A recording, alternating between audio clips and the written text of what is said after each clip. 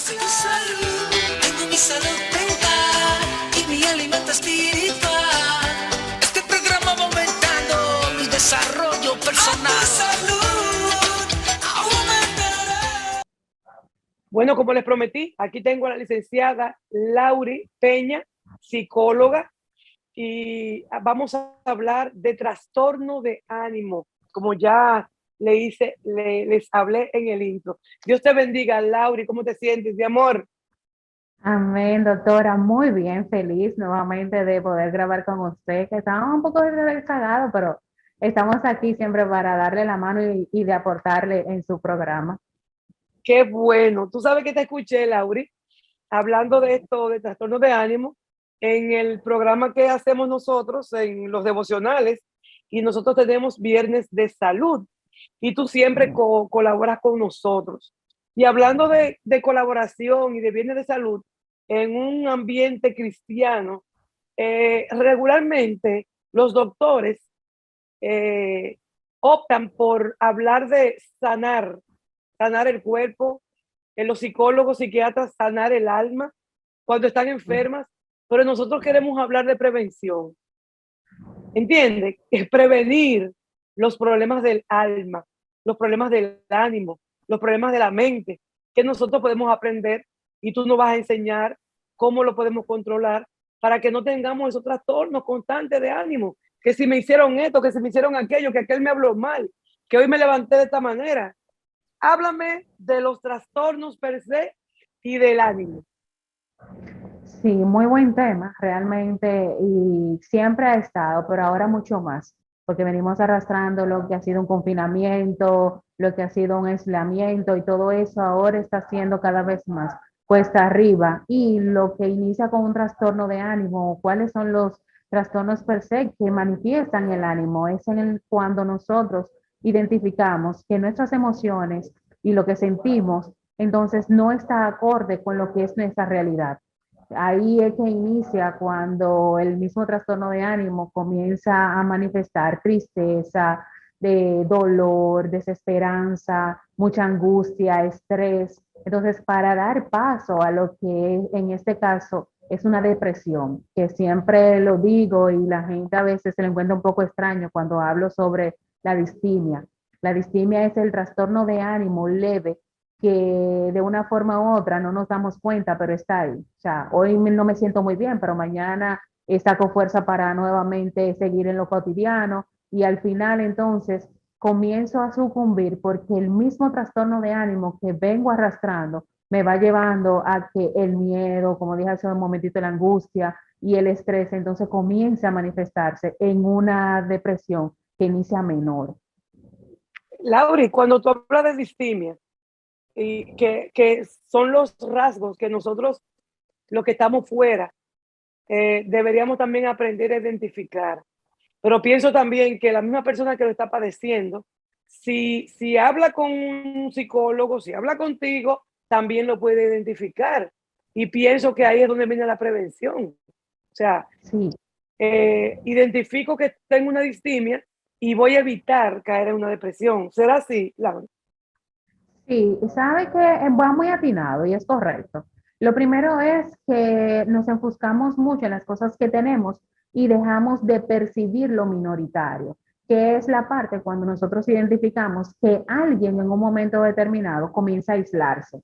Ahí es cuando comienza entonces la parte distímica en lo emocional y ese trastorno entonces comienza a manejar lo que son esos sentimientos que en ese punto cuando vuelvo y reitero, si me aíslo, si comienzo como a dejar y a procrastinar las cosas que hago o los lugares que frecuento con la forma, con la amabilidad que tengo con los demás, entonces ahí entonces estamos pendientes y decimos, pero fulano o fulanito en un momento como que ya no se congrega, vamos a ponerlo desde el punto eclesiástico, ya no comparte en la parte familiar, ya no quiere salir a compartir un café, ya no quiere tomar un momentito para poder desahogarse y contarse quizás cualquier cosa que en algún momento, en otras ocasiones le comienza a afectar. Entonces ahí es que comienza el trastorno de ánimo a manifestarse, pero vuelvo y reitero, a veces tenemos tantas cosas que no nos damos cuenta que los que están a nuestro alrededor están padeciendo del mismo.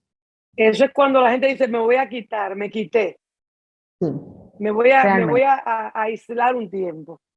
Y lo hace Entonces de forma nosotros, silente. nosotros nos damos ese permiso de aislarnos porque estamos cansados, estoy cansado del trabajo, estoy cansado de la gente, estoy cansado de que me exijan tanto, eh, y me voy, me aíslo, pero eso no es bueno. O sea, cuando ese aislamiento eh, pasa de ciertos días que ya yo debo preocuparme.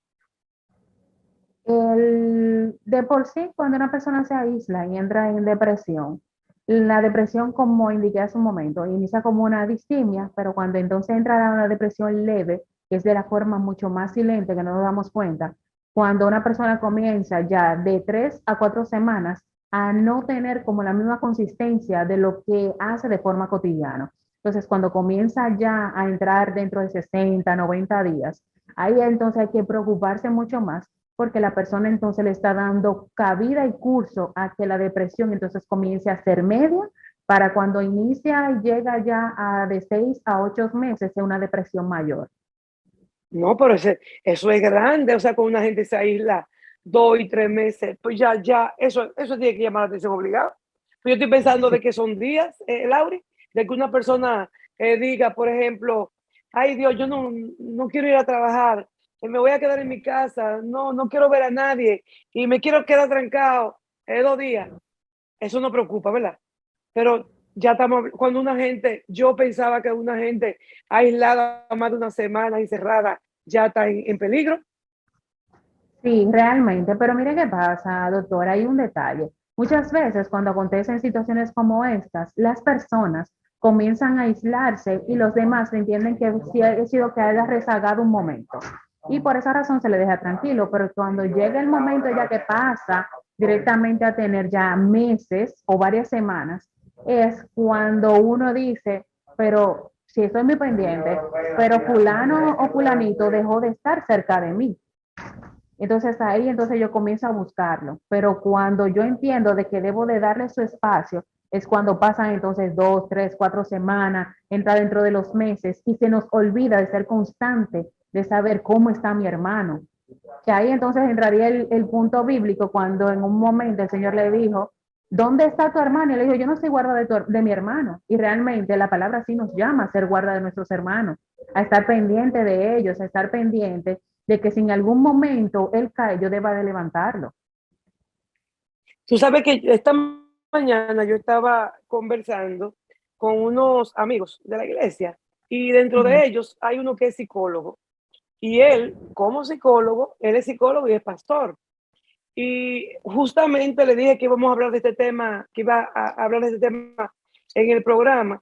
Y él me decía, él nos decía, porque éramos cuatro, que la gente está equivocada con el tema de la depresión, que lo ve como una enfermedad y que eso puede manejarse. Yo no me quedé tan callada porque yo como doctora sé que las personas, los seres humanos, tenemos unos neurotransmisores, tenemos unas hormonas que Sí, cuando están descontroladas, pues nosotros podemos caer en enfermedades eh, sí, de tipo mental. claro. Entonces, yo sí le dije que yo sí entiendo, y fíjate que tú estás usando la palabra distimia, que la voy a tomar como una palabra Ujú. que la voy a usar, la tengo que manejar, porque Sí, manejo a mucha gente. Fíjate la diferencia, y lo vas a repetir, entre una distimia y una depresión. Y que tú de claro. una distimia, que es como el antesala, ¿verdad? El Quizás, no sé preámbulo. si la distimia es una tristeza per se, no sé cómo Es llamarle. un Pero, trastorno del ánimo de por sí, un trastorno del ánimo que es de forma ambivalente, que cambia. O sea, nosotros de por sí somos temperamentales, podemos estar todo el alegres, podemos. mundo, todo el mundo, Exacto. Entonces, exactamente. ahí es que la distimia comienza a manifestarse cuando de repente no tengo ánimo, pero luego de ahí saco ese ánimo para entonces ponerlo en contexto de hacer las cosas cotidianas que debo de manifestar o que debo de hacer, pero sobre todo también se vuelve de forma cíclica, porque ahí entra entonces la depresión per se. porque de por sí, como digo, la distimia es un trastorno del ánimo que va y da ese, como esa antesala a un preámbulo de una depresión. Desde el punto de vista psicológico, entonces, reitero, conversé con ese pastor y le dije, bueno, hay un comienzo de esa situación, de ese padecimiento, donde si encuentras a alguien que te ayude, donde si tú mismo te ayudas, evita caer entonces ya en un problema mayor. Que ya sí, cuando ya tú caes en un problema mayor, de una depresión, que es como que la gente dice, llegué hasta allá, toqué piso, toqué suelo. Ya entonces y ya la gente no tiene ni siquiera el ánimo de medicarse, ni de levantarse, ni de hacer nada. ¿Entiendes? Ya pasó esa barrera. ¿Sabes qué? Quiero que me expliques algo después de pausa, pero mira, si nosotros vamos a la Biblia, yo acabo de leer, Lauri, en la introducción, el Salmo 73, donde David dice que él está amargado, abrumado, pero que él era tan terco, porque él olvidaba que tenía a Dios que está en los cielos. Y cuando él volvió en sí, que dijo, pero ven acá, pero yo no debo comportarme así, yo no debo sentirme así, yo tengo a un Dios, yo tengo un Padre que está en los cielos. Entonces él dice, ¿a dónde iré sino a ti? Eso es la Ajá. conversación que nosotros tenemos que tener con Dios. Pero cuando yo vengo y estudio y veo la historia de un profeta que se involucró con muchísima gente de Baal, y luego entonces tuvo una situación con la esposa de un rey y se metió en una cueva en depresión, en tristeza, y el Señor le dijo, Sí. sal de ahí, levántate y Ujú. come, porque como yo digo, el mal comido no piensa, sal de ahí, levántate y come, que el largo camino te espera. Hay algo que tiene que hacer el ser humano, y es levantarse, decir, espérate, yo no me voy a quedar donde estoy, yo tengo que levantarme de ahí. Tú sabes que va muy atinado con algo que iba a citar ahora, y es que nosotros como cristianos se nos olvida de que al Dios que le servimos debe de ser a tiempo y afuera de tiempo, con ánimo y sin ánimo, y porque el Dios que al que le servimos, como le reitero, es el que renueva las fuerzas. Por esa misma razón, en un momento cuando David estaba en aflicción, le dijo, alma mía, ¿qué te pasa? Tú tienes que adorar, porque de por sí también se nos olvida que somos parte, cuerpo, alma y espíritu, pero somos más almáticos que vivir en el espíritu. Entonces vivimos más en el alma con lo que el cuerpo nos pide que le demos para simplemente satisfacer esa parte, pero y el espíritu, si no se modifica, si el espíritu no se llena, si el espíritu no se pone en el contexto de lo que Dios quiere hacer con nosotras, entonces el alma no va a tener la fuerza que necesita para levantarse. Yo quiero que cuando regresemos de la pausa, como el público al que nosotros le llegamos, un público que muchos son cristianos, cristianos evangélicos, cristianos católicos, cristianos de otra religión, pero hay personas que son creyentes, pero no van a ninguna iglesia. Y yo quisiera que en este segundo tiempo nosotros habláramos entonces de esa, eh, de esas tres partes de lo que se compone el ser humano: espíritu, alma y cuerpo, pero hablándolo científicamente. Vamos a la pausa, señores, y regresamos en breve con este tema tan interesante. Hay solución. Salud, tengo mi salud mental y mi alimento espiritual. Este programa va aumentando mi desarrollo personal. Salud, aumentará. Centro Odontológico Doctora Oceanía Matos, un equipo de profesionales dirigidos por la doctora Matos para hacerle lucir su mejor sonrisa, garantizándole alta calidad en prevención y restauración dental. Aplicamos técnicas avanzadas y de última generación en implantes dentales. En Bellavista, 809-534-5555 y en la zona oriental en el 809-591-4559. Centro Odontológico Doctora Oceanía Matos. Vive la vida con una saludable sonrisa. Hay solución. Salud, tengo mi salud mental y mi alimento espiritual. Este programa va aumentando mi desarrollo personal. Salud, aumentará. Aquí estamos de vuelta y tenemos, como ya tuvimos en el primer tiempo, a la psicóloga licenciada Lauri Peña, y estamos hablando de trastorno de ánimo. Yo quiero que entendamos, que estemos bien claros, lo que Lauri nos está explicando. El término distimia, la antesala de una tristeza, la antesala de una depresión. Y ahora nosotros vamos a hablarlo desde el punto de vista científico. El ser humano, ¿cómo está conformado? Somos un cuerpo dominado por una cabeza. Y en esta cabeza está el cerebro, están los ojos, que los que podemos ver, ¿verdad? Vemos por aquí, podemos escuchar, podemos hablar, pero todo se comanda desde arriba. ¿Cómo nosotros podemos aprender, Lauri? Porque desde el punto de vista cristiano, yo te puedo hablar del término espíritu a mi cuerpo y yo sé que yo puedo regenerarme y resetear mi mente, ¿verdad? Como dice la palabra. Pero la persona que no es estudiante de la palabra de Dios, que no entiende esto, ¿cómo nosotros le enseñamos a tener control de sus emociones? Muy buena pregunta, doctora. Y sabe que hay algo que dentro de cada cosa que nosotros tenemos es que usted acaba ya de hacer como el pequeño preámbulo. Nosotros somos un cuerpo, ¿verdad? Creado que tiene un alma. Esa alma se albergan los sentimientos y las emociones. Entonces, la parte espiritual es la que nosotros le permitimos que pueda estar en nuestra vida y que pueda también mantener la serenidad, porque lo espiritual es lo que nos trae paz, es lo que nos trae esa convicción, esa certeza del sentido de la vida, porque realmente lo da Dios.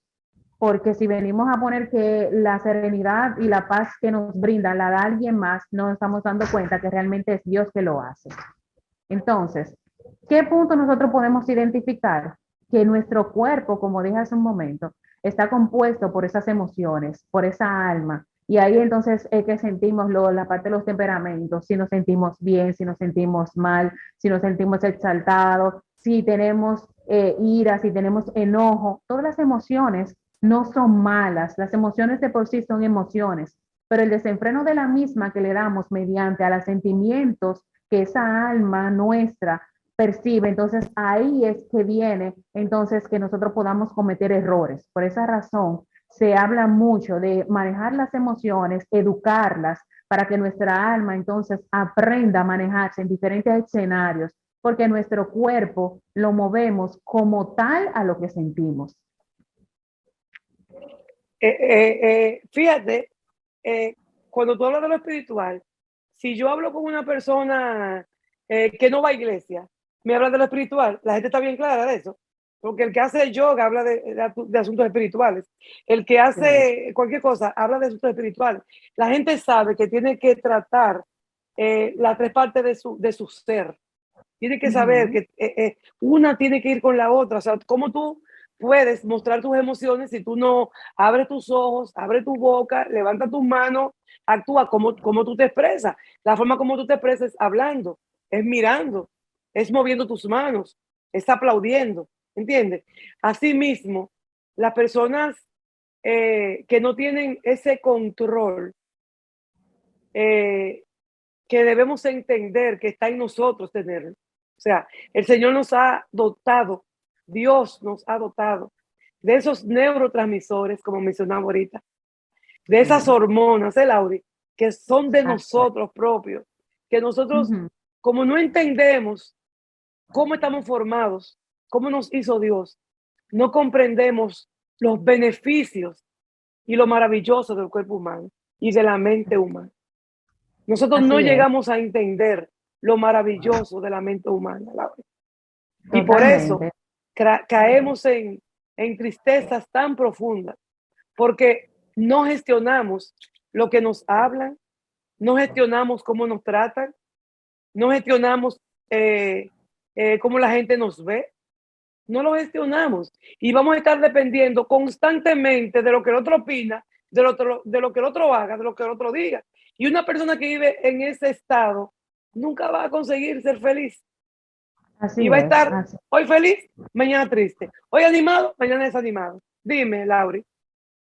Sí, y por eso hablo de educar nuestras emociones. Cuando educamos nuestras emociones, entonces nos ponemos en el contexto de aflorar y tener en convicción de lo que nosotros sentimos y lo que sentimos, entonces saber cómo debo entonces reaccionar al momento que este se aflora. O sea, ya sea cualquier tipo de situación negativa, ya sea cualquier tipo de situación adversa, cualquier trauma que pueda manifestarse mediante una crisis que nosotros en un momento se nos presenta de forma inadecuada o imprevista. Por eso las emociones deben de estar educadas, pero como somos, vuelvo y reitero, le damos más prioridad a que nuestro cuerpo y nuestra alma sea la que sienta y reciba. Cuando no educamos las emociones, entonces a su vez vamos siempre a estar teniendo situaciones emocionales dentro de un trastorno de ánimo. Y ese trastorno de ánimo entonces comienza a gobernar nuestro ser. Lauri, menciona punto de cómo yo educo mis emociones. Lo primero que yo debo identificar es cómo me siento. Cuando yo identifico cómo me siento, también voy a identificar qué es lo que yo quiero. Primero, cómo me siento y qué yo quiero. Luego, cuando identifico esas dos, comienzo a enumerar cuáles son las emociones que se afloran en el momento que ciertas situaciones o escenarios se manifiestan en mi vida. Y cuáles más yo le doy cabida. Si le doy más cabida, un ejemplo, al enojo, a la ira, le doy al miedo, al estrés, a esa angustia, a ese sentido de un momento de algún tipo de delirio, de persecución, porque muchas veces entramos dentro de situaciones que lo que queremos es huir, irnos y no enfrentarlas. Entonces, cuando identifico todo esto, después de ahí, entonces me doy cuenta que realmente necesito un acompañamiento terapéutico, necesito un acompañamiento de un profesional de la conducta que pueda ayudarme entonces a manejar las emociones que en este caso mi alma no sabe cómo mantenerla en un orden correcto.